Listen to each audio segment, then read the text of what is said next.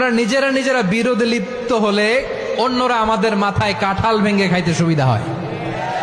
কথা বুঝেন নাই?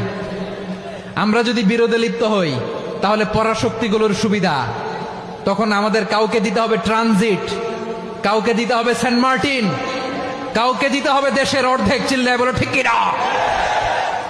নিজেরা নিজেদের প্রবলেম সলভ করার ক্যাপাসিটি আমাদের আর থাকবে না। আমরা যদি বিরোধে জড়াই, আমার কলিজার টুকরা পেকুয়ার ভাইরা, আমরা বিরোধ করব না,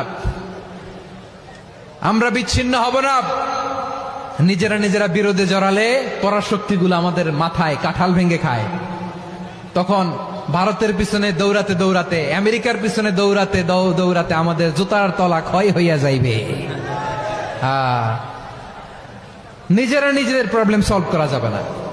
আমরা যদি অন্যের পিছনে না দৌড়াতাম আর এই বিরোধকে থামাতে পারতাম, বাংলাদেশ আজকে যেখানে আছে তার কমপক্ষে 50 গুণ সামনে থাকতো। চিল্লায় বলেন ঠিক কিনা?